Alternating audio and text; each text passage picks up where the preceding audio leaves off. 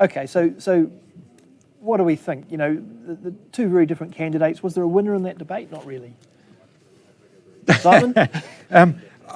I was surprised at both of them. Neither of them delivered themselves in quite the way that they have been on the campaign trail. I've been to a lot of evening meetings and daytime meetings and so on.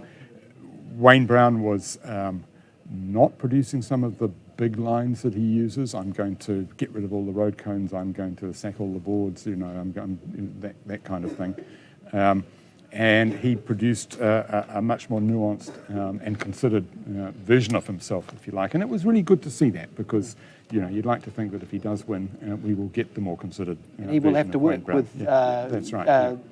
The councillors and the bureaucrats and government. He talked a lot, and we asked him probably more questions than we did Efeso. But on the other hand, Efeso talked, his responses were concise, and I thought he was concise and to the point, and I guess allowed things to flow a bit the way they did. I don't think Efeso did much wrong either. I mean, sure. I think they're both presented as people who have the capacity to be a mayor. Sure. Fran, what do you reckon? Yeah, I think Efeso has grown in this campaign, and I saw him carrying himself well today, and Simon's quite right, his answers were concise and to the point. He always does the vision thing reasonably well and speaks like that.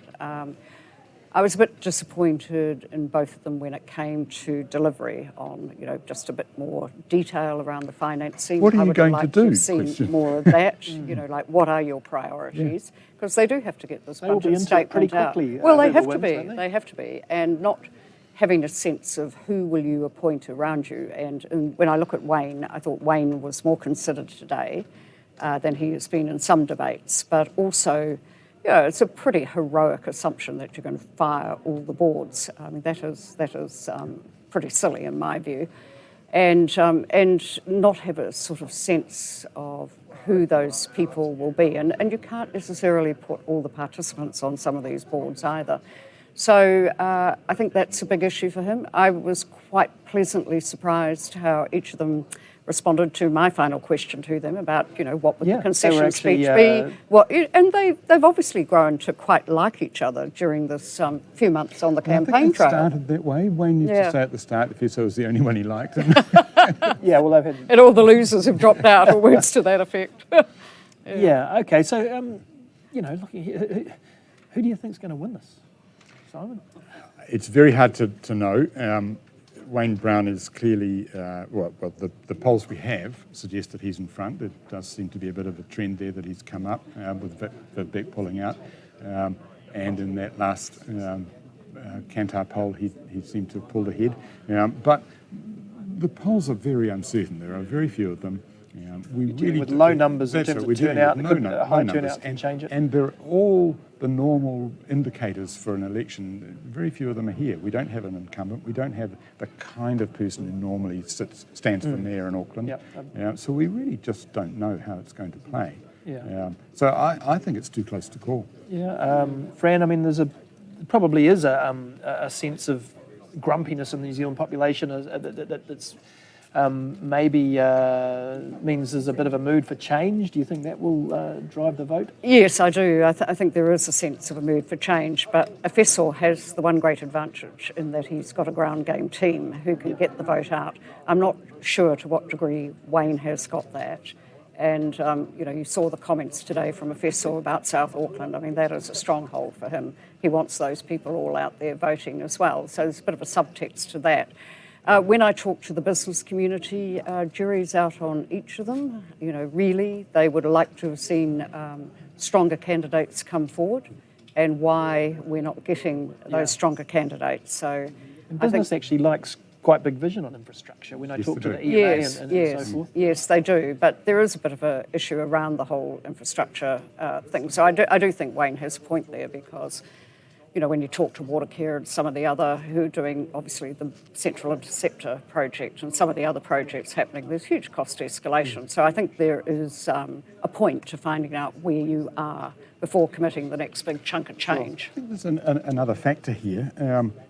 You know, there is some early indication that the the early voting hasn't been as high as in the previous time. If it turns out that we're still going to have a low vote, my reading on that is that, although it's incredibly disappointing that people don't vote, of course, a low vote could well suggest that people are relatively comfortable with their council. Their rubbish is being collected, their playing fields are being mowed, the libraries are open, the swimming pools are full. Council is doing the job that people want it to do, so they're not worried about it. There are a bunch of noisy, angry people who turn up to every meeting and complain about things. That's absolutely true. But often they're angry about things that are to do with central government. Yeah, and even when they are about local government, it's not clear they represent very much more a larger groundswell, if you like. So it could be that the low poll reflects that people are relatively comfortable with council. Whether that means that they'll vote for Efeso because he's the continuity candidate, or whether they will like Wayne instead, I still don't know.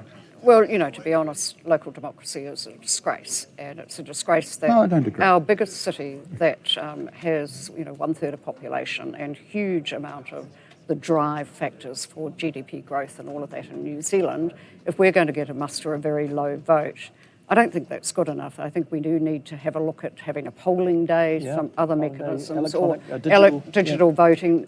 It's got to come up, and people need to feel excited enough that they have a stake in it. And maybe this is something for the next iteration, the next vote, 3 years' time. But it is disappointing to me, and it must be like lots of people I know around the place. Some have got out and voted. Others are just looking at the thing. They can't find out where to go and vote because in the central city, a lot of the post boxes are gone. Yes, you know about Countdown, but not everyone goes to Countdown or the library. I mean, this is, but there might be excitement of following your nose to go somewhere to a hall and actually voting on the day, having a sausage sizzle, interviewing people coming out. Because it's important that we have I think there's scope for other ways in which we can do democracy too, the participatory style and those sorts of things that citizens' assemblies perhaps. Bring it back to the debate. We do need to evolve. Just to finish up, I'll ask you both, what topic you think they were strongest on and weakest on. So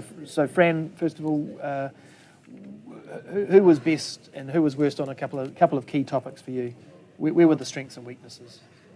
Well, I was disappointed on both when it came to the finances, I have to say. I thought Wayne was reasonably apposite on the port thing. He explained it better today than he has, and that is a major issue. And I did feel Efeso saying, well, I just won't sell the family silver. That's actually not enough because there is a big issue there that needs to be addressed. Efeso, I think he did the vision thing better, the human kind of, the soft touch stuff, when it came to thinking about the ghost houses and all of that. Although he didn't say what he would do with the ghost houses, because obviously you want to put people in them. But, and he was better to me on the touchy-feely side of it than Wayne. Wayne has more of a kind of a mindset that comes out of engineering and business. Efeso, you can see the community worker side. And there is a symbolic touchy-feely role to me. Absolutely. Yeah, you can touchy-feelies. It's called community relations. Oh, is it?